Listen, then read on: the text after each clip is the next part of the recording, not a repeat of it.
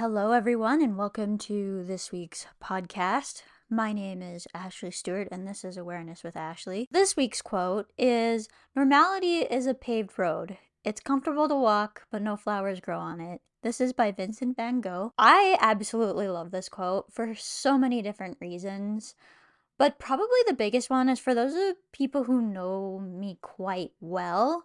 You will know that I'm not one to stick with societal standards just because society has those standards. And actually, if there's one place I rebel in life, it's normality and what the definition of normal, what does that mean? Like, what is the definition of normal? And why is there what is considered normal when it comes to whatever our story is in life? Like, why do we have certain societal expectations that everybody has to live up to?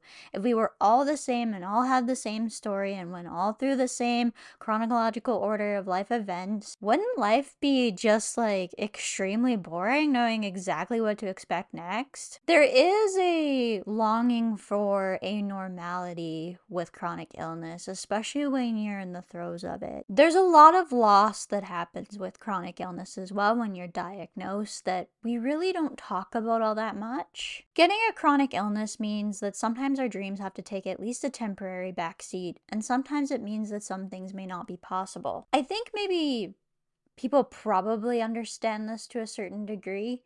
That being said, even what society considers as normal can become an immense task when you're dealing with limited energy levels or have symptoms that mean you can't do as much as you'd like.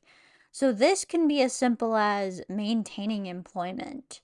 When you have chronic migraines and are dealing with migraine symptoms for a majority of the month, where you have to be in a dark room in bed, you're obviously not going to be able to maintain employment in that case.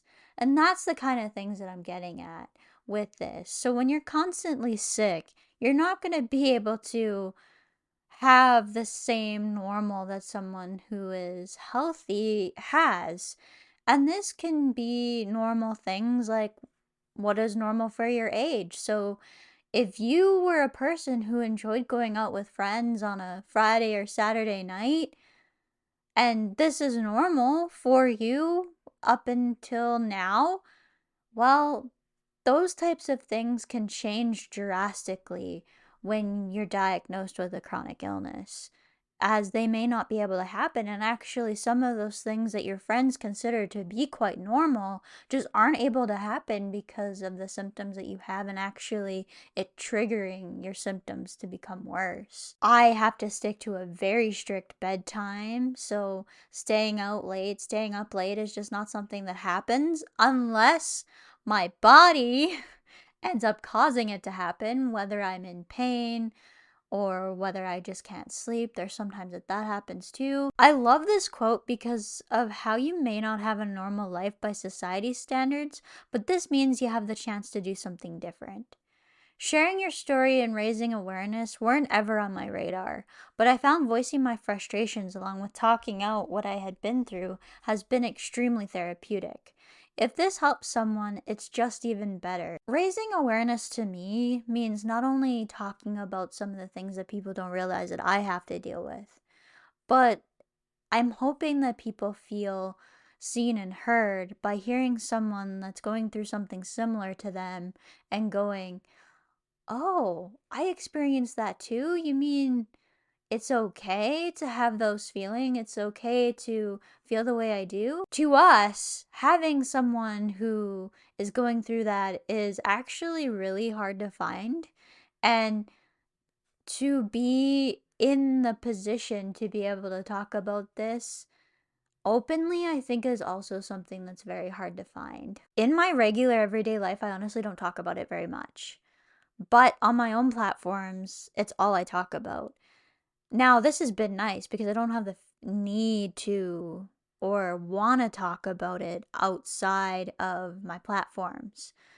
But that being said, I still have the ability to get it out therapeutically. It's like writing a journal, basically, and whoever wants to tune in can. The part for me that I think has been the most therapeutic, though, has been the voicing of my frustration. So you guys don't get to see everything that I talk about and that I share. And I didn't do that either when I was sick a lot of the time. Although something might not make my final podcast or final video or final vlog, it means that I've still gotten it out. I've still gotten it off my chest. Whatever's been on my mind for thoughts is able to get out.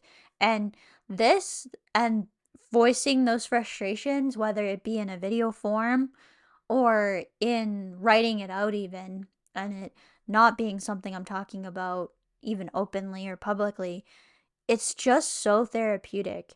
And especially when you're going through a rough time where you feel like no one really understands you, this is particularly therapeutic.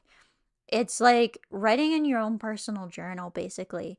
And I mean, I love writing, but I find making videos to be another form of therapy, honestly. Different style of videos are therapeutic for me in many different ways. So, vlogs, I tend to really enjoy the editing process itself. It feels so much fun to be creative and all of that with what you can do with editing. My life is actually pretty normal now, what you consider normal. Like, I have a job I go to every single day. I get to do a lot of the things everyday people do. I get to do a lot of the things I want to do now, that I don't have to miss out on things.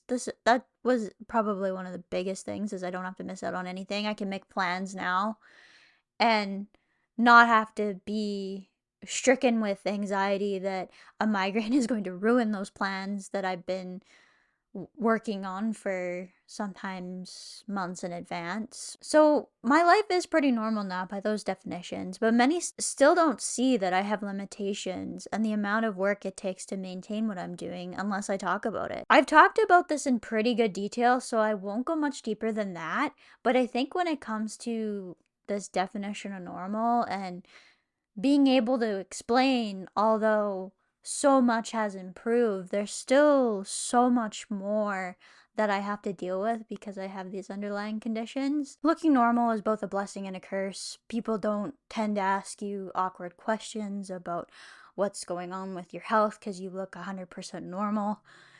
But at the same time, it's a curse because I look normal. So people assume that because I'm young, that I don't know what it's like dealing with health issues. They say, "Oh, you're so lucky that you're young and you don't have all these health issues."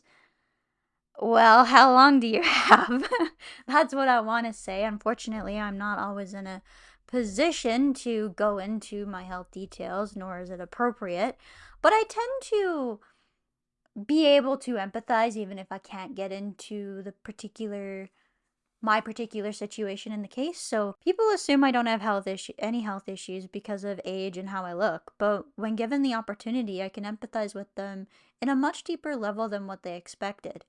People feel seen and heard this way, and I actually love this deep connection with other humans. It is honestly something that makes my day, and I think this deep human connection actually is one of the things that I absolutely love in life. Because I have a hard time actually relating to people a lot of the time and have trouble with that part sometimes, feeling a deep connection with another human being and on a deeper level is something that I crave because it doesn't happen very often. Like, it's very hard for me to relate to others because I have felt different all of my life. It's really hard to talk about, and I'm not going to get into this podcast, but those of you who feel this way will probably understand what I'm getting at when I talk about that particular thing. I think it surprises people when I'm able to empathize as well as I am. It's not empathy in the way that you would think. It's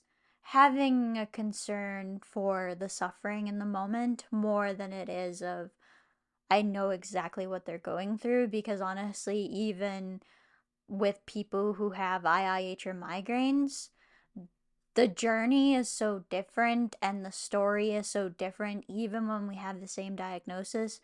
You're never going to truly fully understand or be able to empathize with someone exactly how they're feeling, but you can have a general idea of the struggles and the suffering that they're experiencing in that moment. You don't get anywhere in life by sticking to the status quo and doing what everyone else is doing.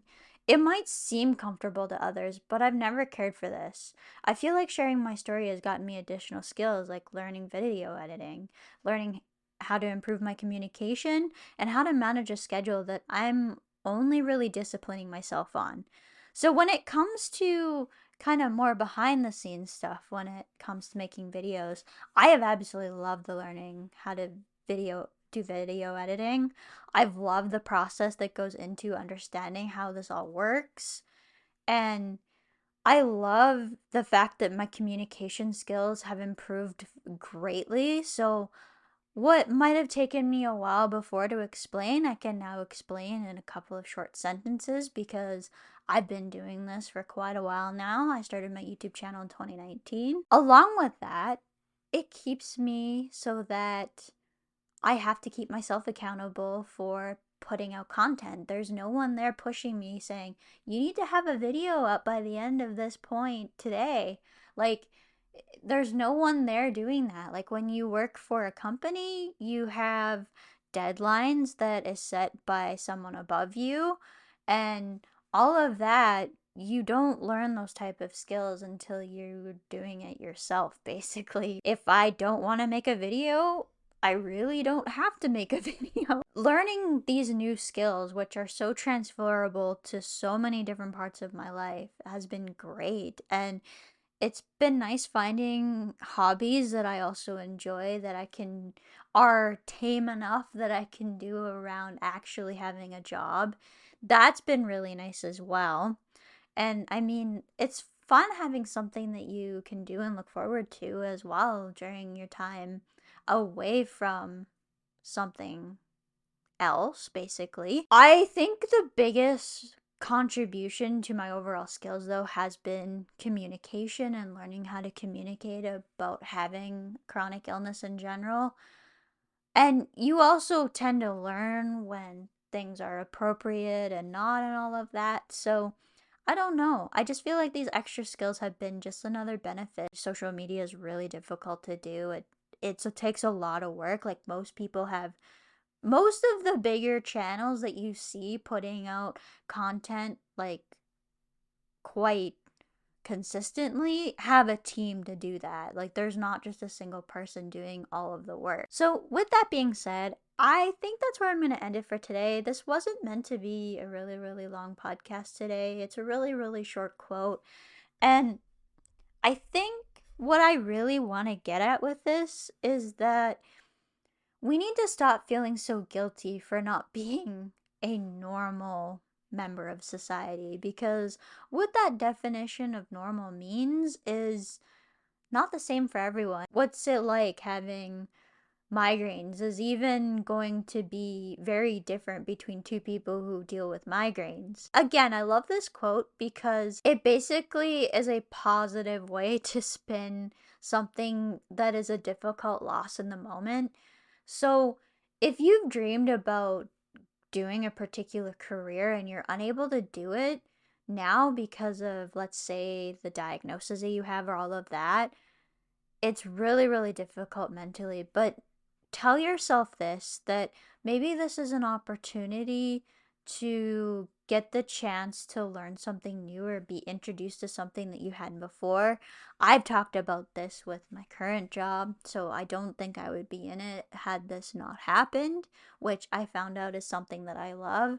I don't know, maybe the universe would have pulled me in that direction eventually, but you really don't know. You don't have the ability to go back in time and take the other path or try and avoid the situation that you ended up in. Don't feel bad for not having a normal life, because the definition normal doesn't even make any sense. What's normal for someone might not be normal for someone else. Also, sticking to these timelines, if we want to talk about that, someone else's timeline might be comfortable for another person who feels insecure, but keep in mind that it's by not sticking to timelines and by being different that innovation occurs. Whatever people in your family seem to think about why you might not be meeting certain milestones or have to live a little bit differently is on them. I honestly feel like people who judge others about where they are in life are insecure about their own life. Thanks for joining me.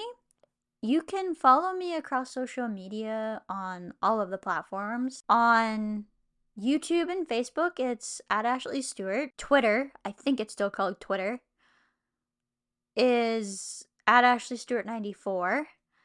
On Instagram and TikTok, it's at Awareness with Ashley. That's the same on Threads. If you're on YouTube, please do subscribe and hit that notification bell so you never miss any of my upcoming videos.